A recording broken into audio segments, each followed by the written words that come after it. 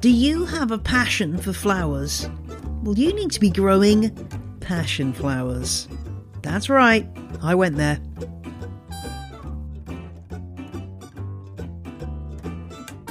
Hello, my name is Jane Perrone and I'm the host of On the Ledge, and in this week's show I talked to Rebecca Hilgenhof about this underrated group of houseplants and how to grow them. Plus I answer a question about a happy Hoya that won't flower. How the heck are you? I hope that your week is proving fruitful. I just discovered I have onion white rot on my perennial Welsh onions, so that's made me a little bit sad. But on the more positive side, I've just got back from another day spent at Walton Hall in Warrington on the Tillandsia plant trials that I'm involved with for the RHS, and just a quick snippet of fascinating information about Tillandsias that I didn't know. So have you seen those Tillandsias with the bulbous bottoms? So I'm talking about ones like bulbosa and butsii and caput medusae. Well, here's the fascinating fact. Did you know that like other houseplants that we grow, these are what are called myrmecophytes? That means plants that have evolved to have an association with ants. And the ants live in the leaf cavities in that bulbous part of the plant. The ants help to remove or challenge the herbivores that might be eating the plants. And in turn, the Tillandsia provides a home for the ants, known as dermatia. The ants also leave their fecal deposits on the plant, which then the plant can turn into nutrients. So far, so interesting, but what's the new fact? I asked a question about these bigger, more bulbous plants, whether there's a greater risk of rotting if people don't water them properly. So if you have grown Tillandsias, you know they need to be misted or wetted, but then you need to make sure that water doesn't sit on the leaves so they rot away. And I was wondering whether this was more of a problem in these bulbous species.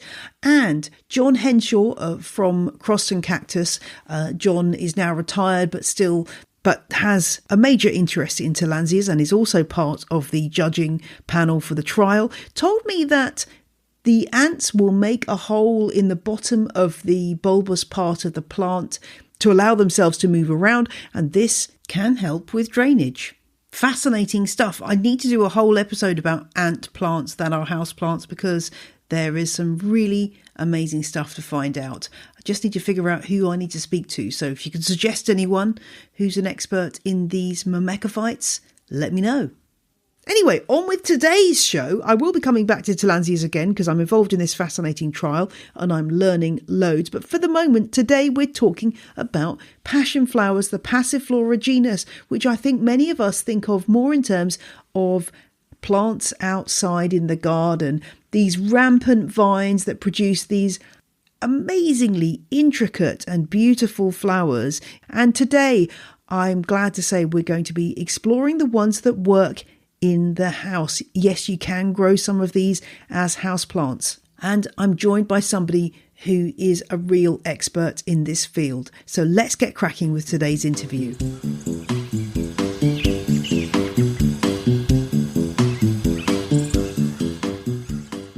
My name is Rebecca Hilgenhof. I'm a botanist / horticulturist. I'm currently working at the Royal Botanic Gardens, Edinburgh.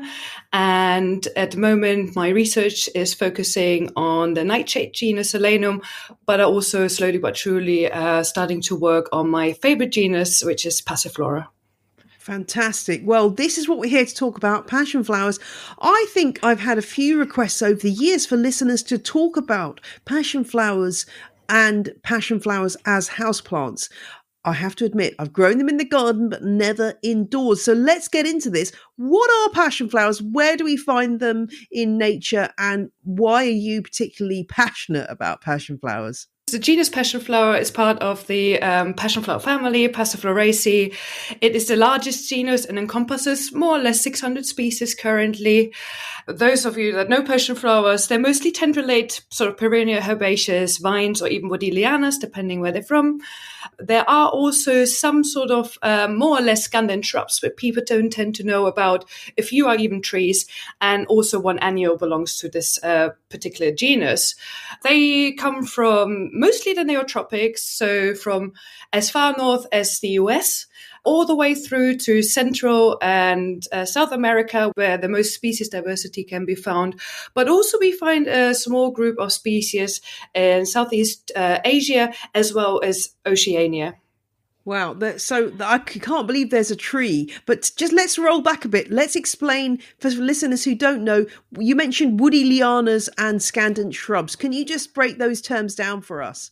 So what most of these plants need is climbing support. So they tend to try to reach the higher light levels in sort of heavily forested areas. And in order to be able to do so, because structurally they're not able to do that themselves, they have tendrils. So vines sort of emphasizing they don't have any woodiness and they're relatively herbaceous throughout, where plants even can experience dieback, a certain seasonality. Whereas lianas, for example, they are more like the sturdy, the tough ones that have woodiness as well. So again, we find these sort of in forests areas, and it's quite interesting. I've been previously on trips, and often you can see just this complexity of sort of woody stems, and maybe some of them are passiflorous, but you can't really distinguish that until you see the leaves, which is rather difficult. So yeah, they're woody lianas or herbaceous vines.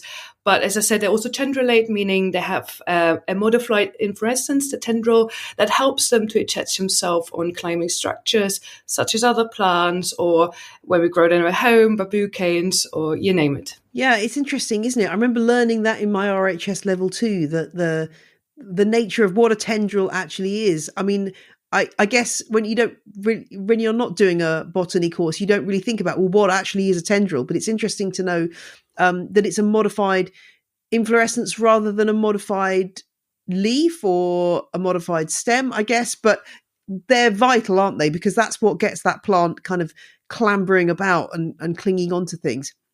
But I guess the thing that really sets these things apart, this genus apart, are the unique flowers. And I'd love to dig into why the name has been applied to this plant.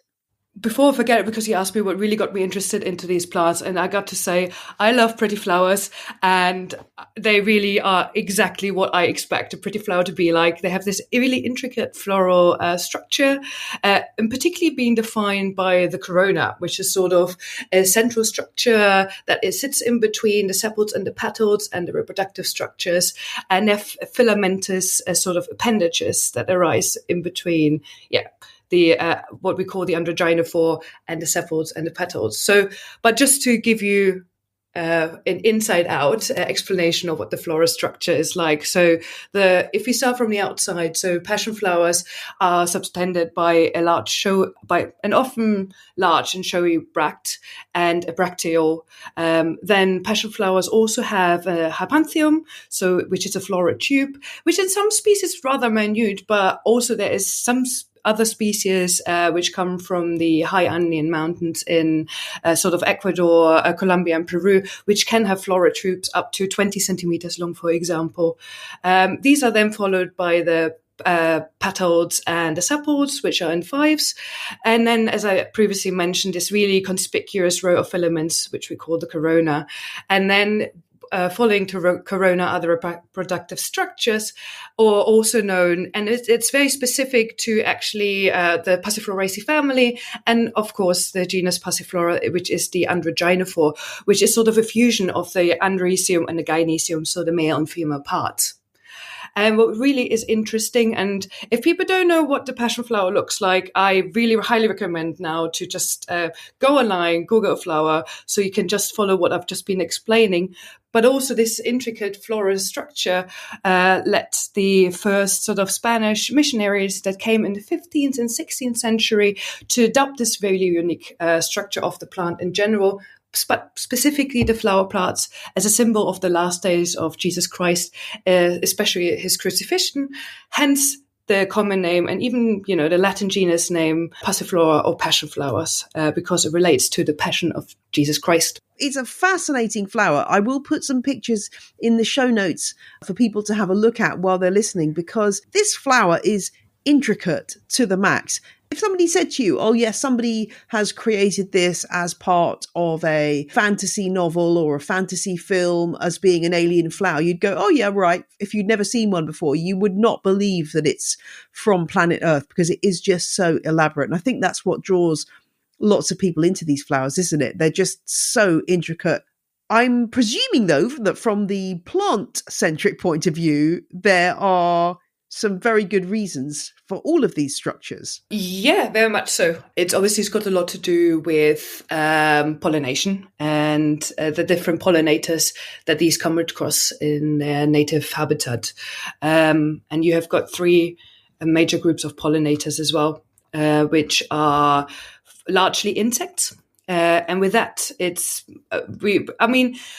when I speak about that, we know examples of some species, but there's a lot that's not known. So I'm going to talk about quite generalistic in that sense. But the passion flowers that tend to have large coronas and are sort of bluish, white or purple colored, they are thought to be pollinated by large neotropical bees. And the corona filaments, which, in many ways are quite colorful, they're sometimes stripy, they sort of are an attractant for the insect, but equally also serve as a landing platform.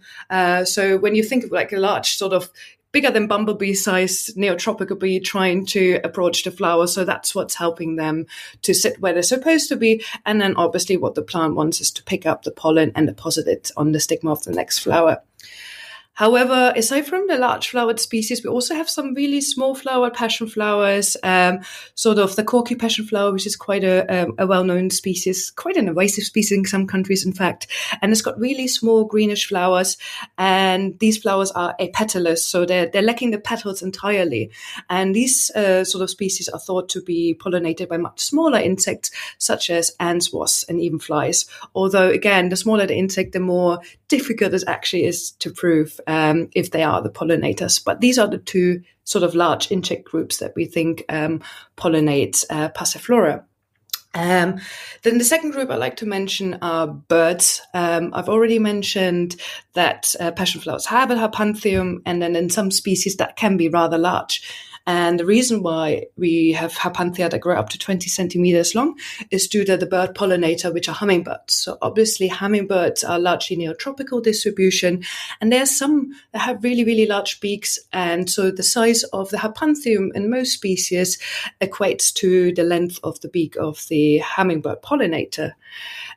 So this concerns a lot of the types of what we call taxonia species, which occur in the sort of Ecuadorian, Colombian, and Peruvian Andes. But also I should mention that although hummingbirds are sort of the main bird pollinator, we do have a group of Oceanian species, I mentioned a few occur in Oceania, in particular Australia, that are pollinated by sunbirds. And that's really interesting. They do not have an harpanthium, but what they have the interior row of the corona, which sometimes we call also the operculum, which is raised. So instead of having a harpanthium that gives them the beak size, it's in that case the operculum. So it's sunbirds in sort of Australia that do the pollination for them. Pollination is one of these things that I imagine studying it is incredibly difficult, because you've got to get out there in the field and try to see what I mean, there could be lots of things coming to a flower without actually doing the pollination process. I imagine it's this is why our pollination information is quite patchy, I guess, because there's so many different species and probably each one has its own method. It's hard to gather that information for botanists who are out there in the field. But it's fascinating stuff to hear that, there's so many different adaptations for different species. Oh, yeah, absolutely. I mean, it's, as you said, it's really difficult to say if you don't sit next to a plant for hours and hours and you see a visitor, because a lot of the time we call it about visitation, because until we are sure that the pollen is actually transferred to a flower of the same kind, we can't really call it a pollinator. And I think there are other ways these days where we can maybe check if we have visitors, like, we can study what pollen grains, for example, we find on bees, and we can relate them. We can, analyze them with modern molecular tools and then see. But yeah, mostly what they've done back in the days, and sort of what I find we're really lacking a bit these days, is people sitting next to the plant for hours and hours and hours on end and are able to see what at least visits it. So yeah. But before we move on to any other question, I really like to mention the last and third group, because it's really unusual. And I think, although most people probably see a passion flower and say like, bees, I can see that, and birds, I can see that too. It's also a third group, which are mammals. And when I speak about mammals, it's bats. So there's a handful of species that are bat pollinated, and probably I should have said that a lot of the bird pollinated passion flowers are red. So we have certain colors that are associated with certain pollinators, and for the bat pollinated species, it's actually white flowered species.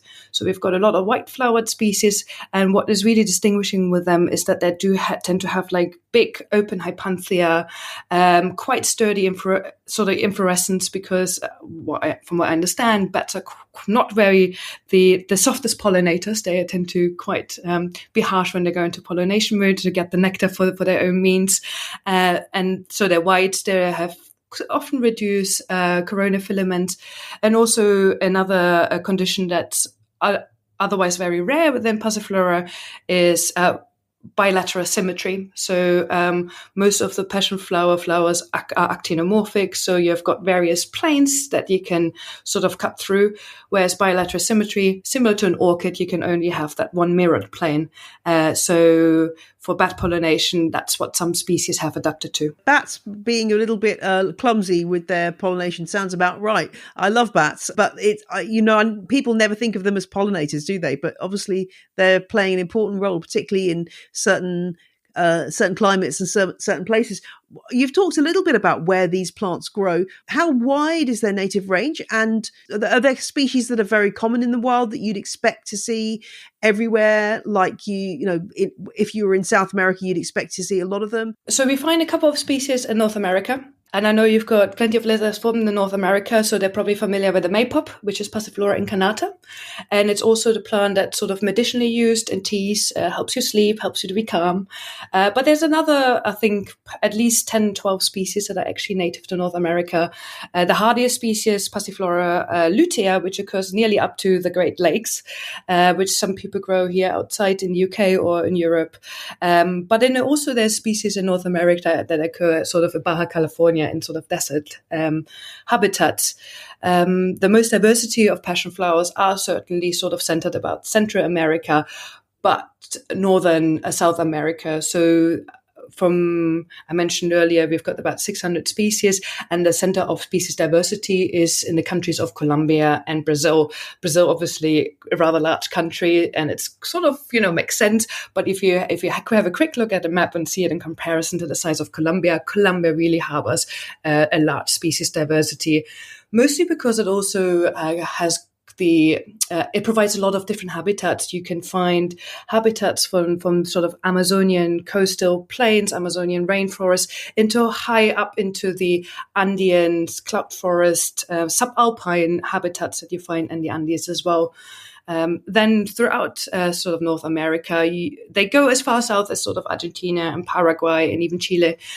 But they become a bit scarcer because the climate is getting a bit too cold for them. And then, as I said, you have a group of 22 species that are in Oceania and sort of Southeast Asia. So we've got a handful of species that are in Australia, and they're sort of in wooded habitats. We have got one species which occurs in New Zealand, which is a dioecious species, which is also really interesting. We've got species in Papua New Guinea, Fiji, the Solomon Islands, Thailand, Vietnam. But also you can see it's a wide range of habitats, from savannas to rainforests, you name it. And that probably has also contributed to the vast species diversity that we see these days.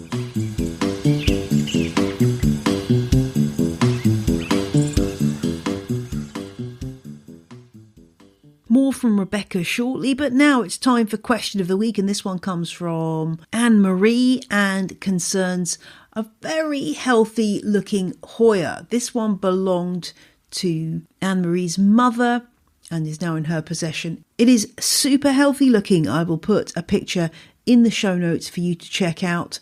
It's growing up some bamboo canes and looks lush and lovely. Looking at it, I would say, I'm not quite sure whether it's Carnosa or Hoya gracilis. And part of the reason why we don't know is because it has not flowered.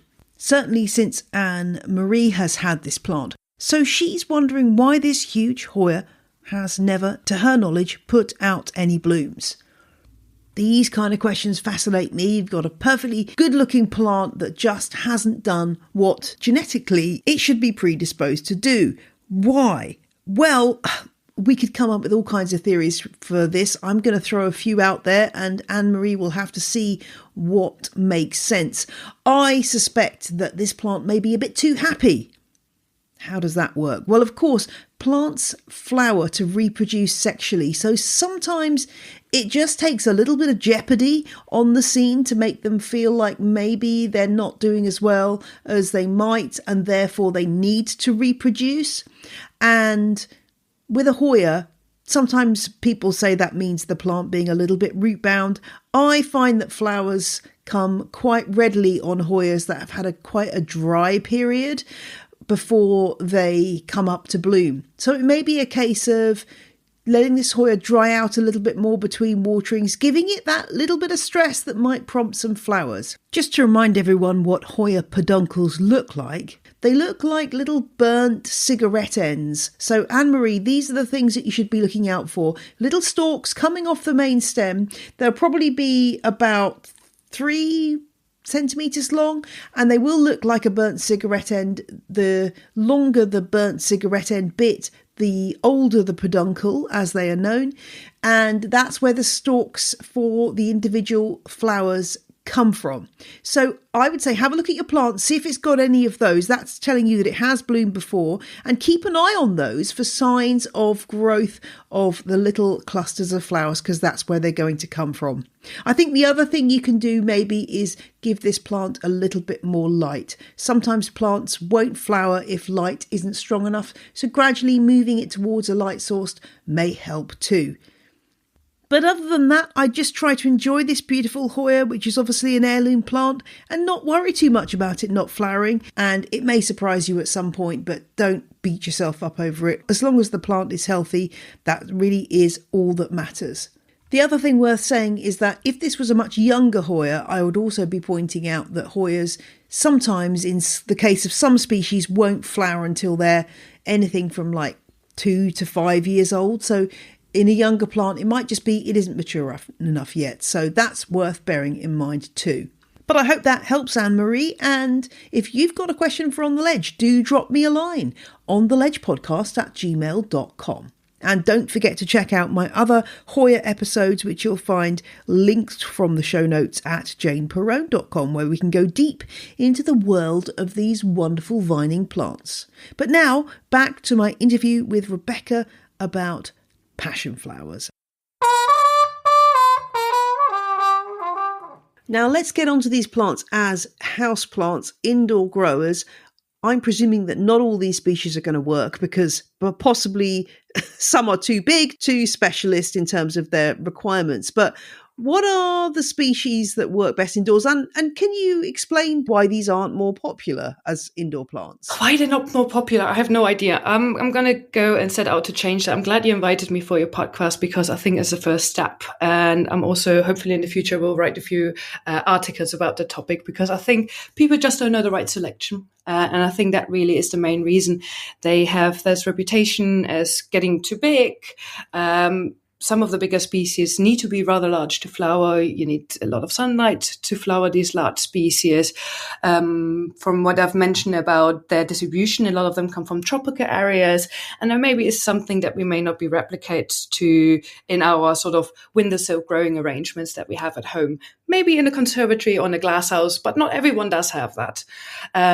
But but I've been, I'm not originally from the UK, but I've been in the UK for 15 years now. I've always studied and did my horticulture and botany in the UK.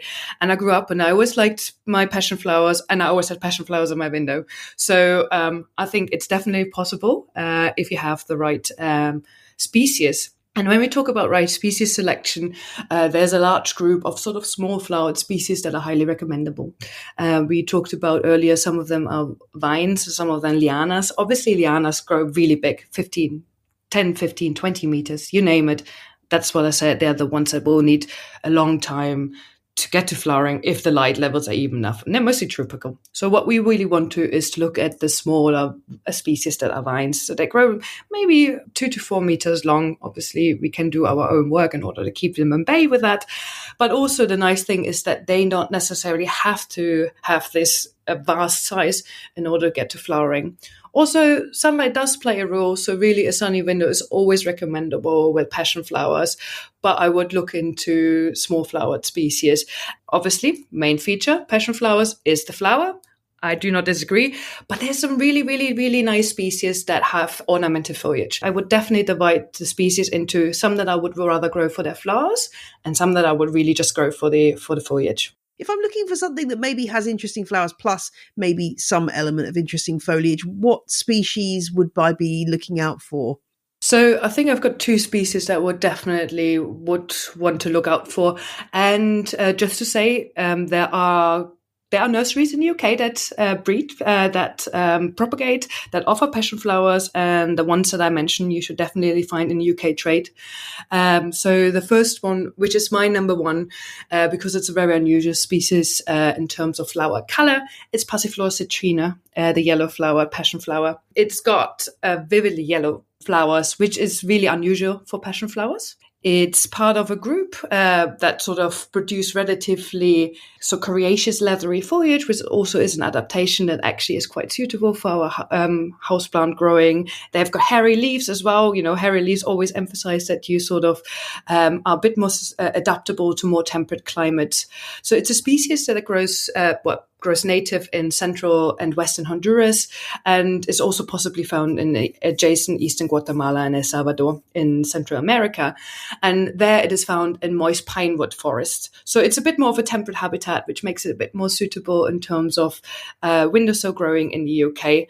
But really it's a species because it comes from these pinewood forests that loves acid soils. So as long as that is provided, it's a species that is relatively pest-free and will flower up to 10 months a year. So they have a small break during the winter season, but as soon as light levels increase in the spring towards the summer months, you will get 2 really nicely sort of 4 diameter across yellow flowers. I mean, they don't have the largest corona, but they are certainly a passion flower and one to look out for. So we're putting this on a really sunny windowsill. Presumably we'd be using ericaceous compost for its acid-loving nature? Yeah, we could. I mean, any sort of potting compost. And our potting composts are always a bit on the acid side anyways. I think most of them, I think it should be just fine. If you want to do it extra nice to your plant, then yeah, do choose ericaceous compost. But I'm actually not that fuzzy. Okay, oh, that's good to know. And what about moisture levels? Do they like to stay nice and moist all the time, or should we be sort of being careful with giving them too much water? I don't think there's too much during the summer season, and particularly if it's warm. So I would say keep it moist throughout the summer, the growth season, when they produce their flowers, but reduce in the winter. I mean, it's a species that can cope with minimum, but I say can very long because really don't do it for too long, to 4 degrees, preferably 10 to 12 degrees. And obviously, like with any other houseplant, we would want to reduce the water so we don't get any root rot happening. And is this something that you would be trailing, or is it best to give it something to climb up, or, giving it any kind of trellis or obelisk or some kind of support? Presumably, if it's one of these tendril bearing plants, it's going to want something to grab onto. Yeah, absolutely. So I think the world's your oyster with that. You can use bamboo canes to trail them on. What I always like to do is just have strings going around my window so they can go have a bit more opportunity and cover in the whole sort of window surface. But obviously I'm Passiflora mad and other people might want to grow other plants there as well. One thing that I would definitely say, do not try to twine them around somewhere. You can always, like when you buy sometimes passion flowers from people or from nurseries that not specialize on passion flowers, they sort of twine them around this sort of circular structure. But as you said, it's a tendrillate climber, so they really want to find their own support. You can help them along, you can always take the tendril and put it somewhere where it's supposed to go, because they never want to grow where you want them to grow. But one thing not to do is really just twist them around. It would be a bit like, someone would twist us around and say, now eat a sandwich and digest, and our digestive system would go really, really red about it. So passion flowers hate that. And as a result, they will shoot somewhere else. So, if they're not happen to die on you, because they're actually quite resilient, they will shoot a bit lower down and do their own business anyway. So you may as well go with the flow of a passion flower and do it in the way they want to. You mentioned citrina there. What would be another species that would work well indoors that you'd recommend? It's a hybrid that I've chosen, and it's a foliage plant for me. But it needs mentioning. It's one of the most beautiful hybrids that I think there is. It's called Passiflora manta. It's a hybrid between Passiflora zigzag and Passiflora coriaceae, and it's a group of passion flowers which we call the batwing passion flowers. So essentially, they have leaves that are shaped like a batwing with two sort of very large lateral lobes. It's a hybrid that was produced in 2002 by a good friend of mine, Maurizio Vecchia, in Italy. So he was given the name manta because it actually looks like a manta ray. But the leaves, they're very coriaceous. So again, has a sort of a more physical attribute that I think makes it very suitable for a windowsill growing plant. They're really shiny and glossy, but they have this beautiful variegated pattern throughout. So they go from when they're immature to a light green into more of a dark green, and have that, as I said, there's really sort of light green, whitish variegation. So it looks beautiful, really dark stems behind it. But also the flowers are really quite nice too. I do really like them. They are about sort of 2.5 centimeters across and are greenish, yellow with a bit of black. Also apetalous, lacking the petals, but nevertheless a really, really nice showy little flower. But as I said, it would be for me one of the ones that I would consider a foliage plant. It too is relatively pest resistant, can cope up with temperatures to down to 10 degrees. We have that, it's a hybrid. We do have a bit of hybrid vigor there going on as well. So it really makes the perfect indoor plant. Sounds great. Now, I must ask this question because I know some listeners are going to be thinking it, which is, obviously, we've all heard of passion fruit. We've probably eaten one or two in our lifetimes. Do passion flowers produce passion fruit? And is it possible to grow something that's edible from your passion flower indoors? I'm guessing the answer is no, but I kind of I've got a dream here that maybe I'd need a lot of grow lights. I think your dream is possible with a lot of grow lights and a lot of humidity indoors. So most passion flowers are edible. Most of them are not tasty. There is enough that are really tasty, and that includes species like the banana passion fruit, or also known as caruba. It's Passiflora mollissima tripartita. Then we have our purple passion fruit, the one that we are sometimes see in Tesco or in other supermarkets, which is the purple passion fruit, also known as gulupa. It's Passiflora edulis, forma edulis. Sometimes you also find the yellow form, which is Forma flavicarpa, in our markets. But unfortunately, passion flowers are quite underrepresented, and those latter that I just mentioned are very acid. So the first one, the caruba, the banana passion fruit, very sweet, but you can only find it in the Andean regions when you go on a holiday or on a field trip to see passifloras. But then also a bit that extends your range of what you can eat. There's one passion fruit called the sweet granadilla, which is Passiflora ligularis. It occurs in northern South America. Sometimes you can see it find in Dutch markets because of Suriname, so they're importing it over from Suriname. But unfortunately, it's something that we never see. And for me, it is the most delicious passion fruit that I know. Absolutely sweet, juicy, and delicious.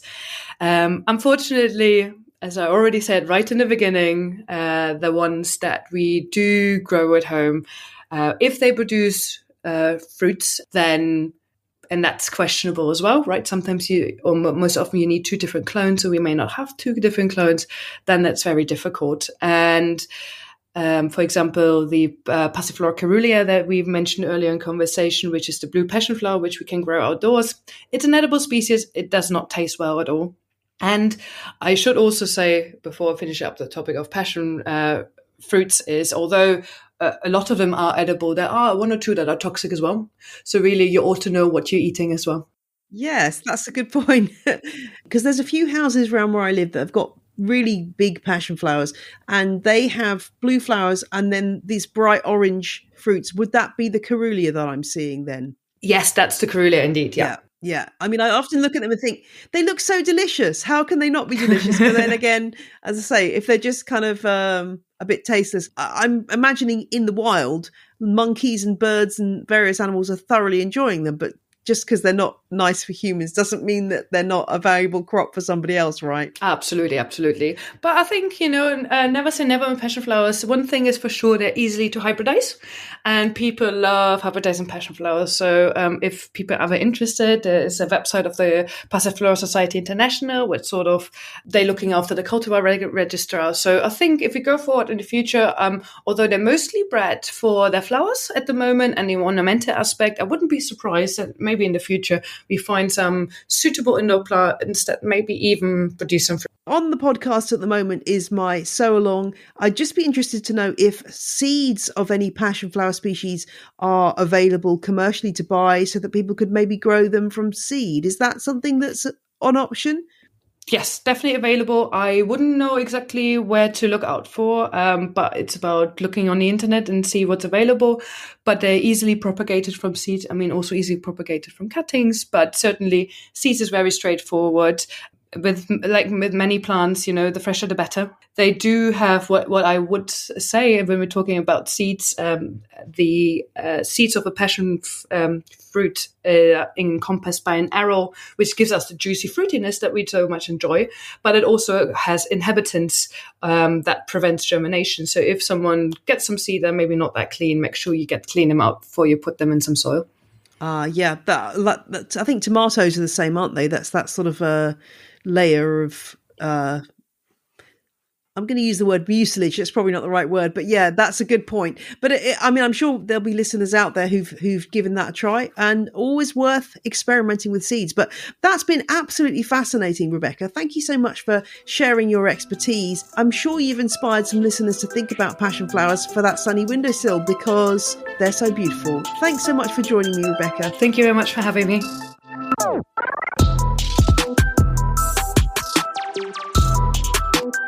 If you want to delve further into the world of passion flowers, do start with the show notes at janeperrone.com, where you'll find images of some of the plants that Rebecca's been talking about, books and academic papers you might want to read, and Rebecca's social media info. So do go and check that out.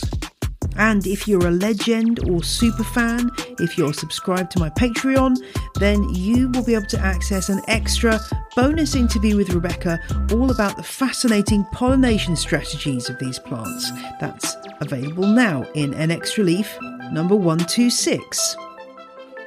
That's all for this week's show. I will be back now in 2 weeks' time. That's 2 weeks from now. So until then, love your plants. Love yourself, and remember, every time you spread the word about On the Ledge, your Hoya gets another peduncle. Bye!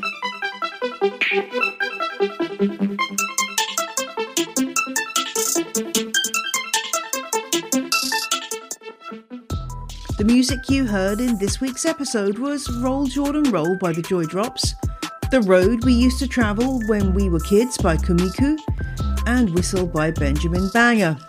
All tracks are licensed under Creative Commons. Visit the show notes for details.